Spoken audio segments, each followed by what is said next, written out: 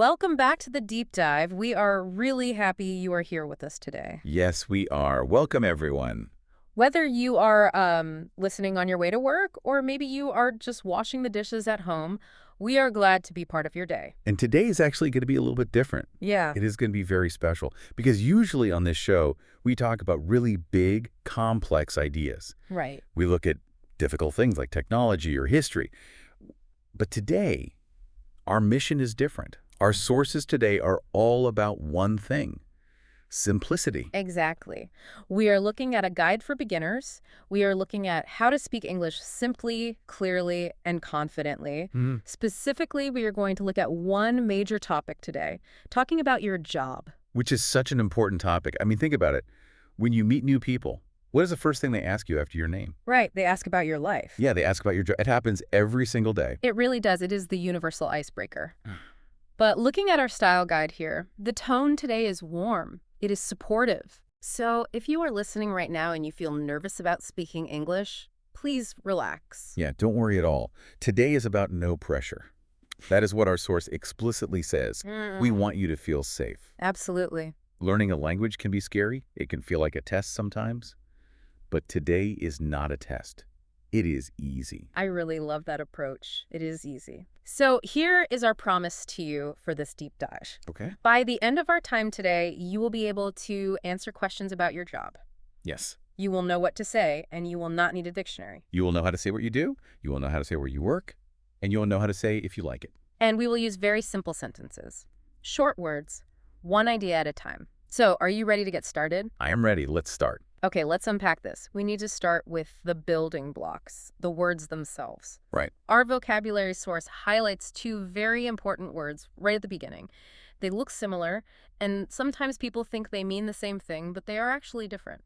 Yes, this is a very classic stumbling block for learners. Yeah. The two words are job and work. Job and work. Yeah, I hear people mix these up all the time, even people who've studied English for a long time. So what is the real difference here? Well, it helps to look at the definition. Let's look at job first. J-O-B. Okay. A job is a noun. It is a specific role. It is the title you hold. Basically, it is what you do to make money. Okay, so it is the label, it is the specific thing you apply for. Yes, exactly. Think of it as a box you fit into. The example in our source is, I have a new job. I have a new job. Right? You have one job. It is a countable thing. I have a new job. That is very clear. You possess it. Now, what about work? So work is more general. Work is the activity. It is the things you do, or it is the place you go. Play. Yes. In English, we often treat work as a destination. Can you give us an example of that from the source? Sure. The example is, I go to work.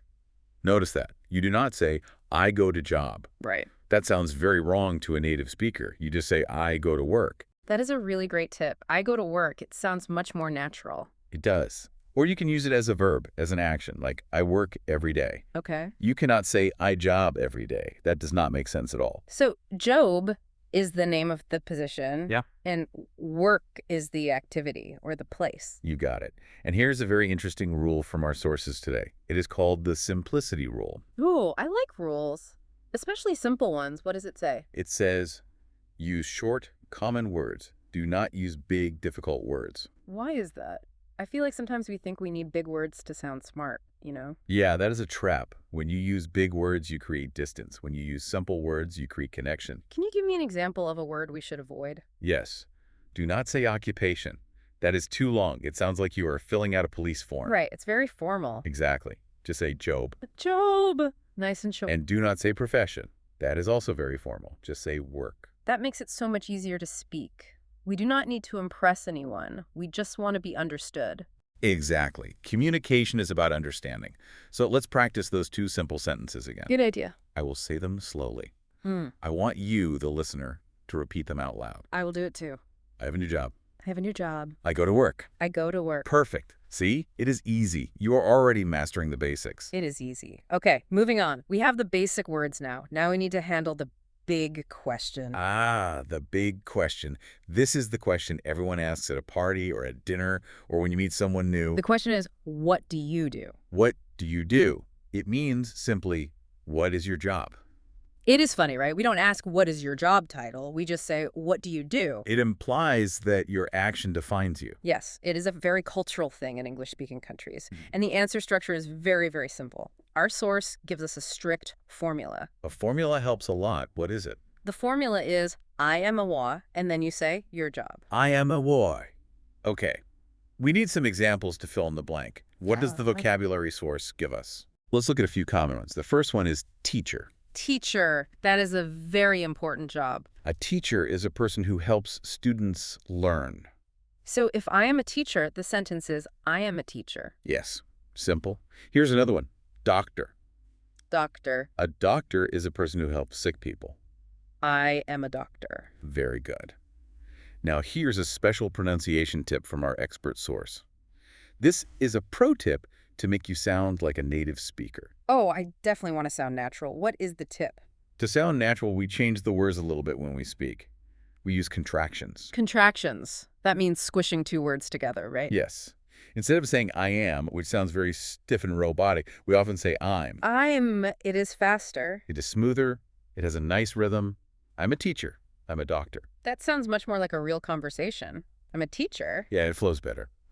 When you say I am a teacher, it sounds like you are announcing it to a large room. When you say I'm a teacher, you are just chatting. Let's try a little interactive practice with that. I will ask you the question. You answer using the examples. Ready? I am ready. Okay. What do you do? I'm a teacher. Nice. Let's try another one. What do you do? I'm a doctor. It really is that simple. You do not need a long story. Just, I'm a hood and the job. Exactly. Short answers are good. They are clear. And they give you confidence. Okay, so we know what we do, but usually the conversation continues. The next question is usually about where we do it. Yes. That is the second most common question. Where do you work? Where do you work? So how do we answer this one? We need to use prepositions, little words that show location. This is often the hardest part for learners because the rules can be strange. Prepositions are definitely tricky. At, in, on. Which ones do we focus on today? The source gives us two main ones, at and in. At and in. Okay. How do we know which one to use? Well, often you can use both, and people will understand you just fine. But let's look at the patterns in the source. The structure is, I work at or I work in. Let's look at the specific places. That will help us use the right words. What vocabulary do we have for places? First, we have office. Office. An office is a place with desks, computers. Many people work in offices. So what is the correct sentence for that? The sentence is, I work in an office. I work in an office. Okay. Notice we say an office because office starts with a vowel sound. Correct. I work in an office. Now, what is the next place? Let's see. The next one is company. Company. A company is a business, like a big organization. How do we use that in a sentence? Do we say in a company? You can, but it is actually more common to say I work for a big company. Or you could say, I work at a company. I work for a big company. That sounds professional. It sounds like you are part of the team. It does. Now let's go back to our teacher example. Where does the teacher work? The source says school. Correct. Usually for institutions like schools or universities, we use at. So the sentence is, I work at a school. I work at a school, and the doctor. Hospital. Hospital. We usually say in. I work in a hospital. I work in a hospital. I noticed something there. We say an office, but a hospital. Yes, that is a small grammar point. Hospital starts with a hard H sound, which is a consonant. So we say a hospital. Let's practice these phrases. Repetition really helps memory. Listen and repeat. In an office. In an office. In a hospital. In a hospital. At a school. At a school. Perfect. Now, there is one more place. It is a very modern place. A lot of our listeners might be doing this right now. Oh, I think I know this one. Is it my living room? Yes, exactly. The source mentions work from home. Ah, yes. Since the pandemic, so many people do this. The sentence is very simple. I work from home. Notice the preposition there. It is not at and it is not in. It is from. I work from home. Why do we use from? Because you are at home, but you are sending your work out to the world. You are working from that location. That is very useful to know. So now we can say what we do and where we are, but usually people want a few more details. Yes. A conversation isn't just one question. They might ask about your time or the people you work with. Let's talk about time first. Sometimes I work all day. Sometimes only a little bit. What are the words for that? The source gives us full-time and part-time. These are essential terms. Okay. Full-time, what does that mean exactly? Full-time usually means you work all day, 5 days a week, maybe 40 hours a week. Okay. So if you have a standard, regular job, you use this. Yes. The sentence is, I work full-time. I work full-time and part-time. Part-time means fewer hours. Maybe you work only in the morning, or maybe only 2 days a week. Got it. I work part-time. Yes. It is a really good way to describe your schedule without listing every single hour. Now, what about the people? Who are the people around us at work? The vocabulary source lists 2 important words for people, colleague and manager. Let's look at colleague. That is a slightly longer word. Colleague. Yes, it is a bit formal. A colleague is a person you work with, your teammate. Why don't we just say friend? That is a good cultural question. In English, we separate friends and colleagues. A colleague is someone you work with. You might be friendly with them, but they are not necessarily your best friend. That is a very helpful distinction. So how do we use it in a sentence? My colleagues are friendly. My colleagues are friendly. That is a nice thing to say. It is. And the other person is the manager. The boss. Yes, the person who leads the team. The example sentence says, my manager is very kind. My manager is very kind. It is good to know these words. It helps you tell a little story about your day. Speaking of the day, we have to mention money briefly. Everyone works for money, right? True. It is the reason we go to work. The word for the regular money you get is salary. Salary. The example is, I get my salary every month. Simple. I get my salary every month. Now, a quick warning here. In many English-speaking cultures, it is rude to ask, how much is your salary? Oh, good point. We don't ask about the specific number. No. Keep it general. Just say you get a salary. Don't say how much, and don't ask how much. Okay. We have covered a lot. We have the job, the place, the time, the people. But there is one more big question. And it is about feelings. Feelings are important. The question is, do you like your job? Do you like your job? This is where we can share our opinion. Yes.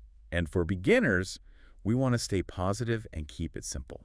What are some good answers? The easiest answer is, yes, I like my job. Yes, I like my job. Very clear. If you want to say more, you can use a descriptive word. You can say, my job is interesting. Interesting. That's a great word. It means it is not boring. It keeps your brain active. Right. Or you can say, it is fun. It is fun. I hope everyone can say their job is fun. Me too. But let's be realistic. Sometimes work is hard. Sometimes we have a lot to do. That is true. What is the word for when we have too much work? The word is busy. Busy. B-U-S-Y. Yes. The definition is simply having a lot of work. So the sentence is, I am very busy today. I am very busy today. This is a very, very common answer. In fact, if you ask someone, how are you? They often just say, busy. It is almost the standard answer.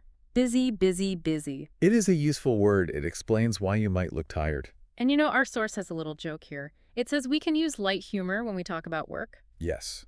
Humor is good. It makes the conversation friendly. It relaxes everyone. The example is, sometimes I drink too much coffee at work. That is a good one. It is true for many people. I drink too much coffee. It is simple, but it makes people smile. And that is important. When you smile, you relax. And when you relax, you speak better English. That is very true. Connecting with people is the goal. It is not about perfect grammar. It is about connection. Okay. We have all the pieces now. We have the vocabulary, we have the questions, we have the answers. Now we need to put it all together. Yes. Let's do a role play, a mini dialogue. Good idea. Let's pretend we are 2 friends meeting at a coffee shop. I will be the guest. You be the host. Okay. I will start. Hi. Nice to meet you. What do you do? I'm a teacher. Where do you work? I work in an office. It is a big company. Do you like your job? Yes, I like my job, but I am busy. That was great. That felt really natural, and we used all the simple sentences we learned today. Notice what we did there. We gave short answers. I'm a teacher. We didn't explain everything. We kept it simple. And we used pauses. We didn't rush. Yes. Pauses are very good. They give you time to think, and they help the listener understand you. I work in an office. Pause. It is a big company. Exactly. Breaking it down makes it easy. And I noticed you asked me a question back. I asked, what do you do? And you answered, and then you immediately asked, where do you work? Yes. That is how a conversation works. Yep. It is like a tennis match. I hit the ball to you, you hit it back to me. It keeps the chat going. If you just answer and stop, the conversation dies. Right. So if someone asks you, what do? You answer. And then you can ask, And you. And you. That is a really powerful little phrase. It is the best phrase for conversation. It shows you care about the other person. So let's recap what we learned today. We covered a lot of ground in this deep dive. We did. We learned 3 main things. What is the first thing? First, we learned how to say your job. The formula is, I am a, or better yet, I'm a K. I'm a teacher. I'm a doctor. Second, we learned how to say your place. The formula is, I work at, or I work in. I work in an office. I work at a school. And third, we learn how to share feelings. Mm. I like my job. It is interesting. Or the very useful, I am busy. And perhaps most importantly, we learned that it is okay to make mistakes. Yes, please remember that. Mistakes are okay. Our source emphasizes this strongly. Don't worry about being perfect, just try. Let's try together. That is the spirit. Speaking a new language is brave. Every time you say, I'm a bae, you are doing a great job. I agree completely. Now, before we go, we always like to leave you with a thought, something to think about after the deep dive ends. Yes. This is a little homework for you, but it is easy homework. It is fun homework. What should they do? Now, think about your job. Or if you don't have a job right now, think about your dream job and answer the question, what do you do? Say it out loud, right now or when you are alone. I work at. Practice those 2 sentences. Make them yours. Say them in the mirror. Once you know those 2 sentences, you are ready to meet new people. You have the tools. That is a great place to start. Thank you for listening to this deep dive. We hope you feel more confident. Yes, you can do it. We will be back with more topics soon, but for now, keep practicing and have a great day at work. See you next time.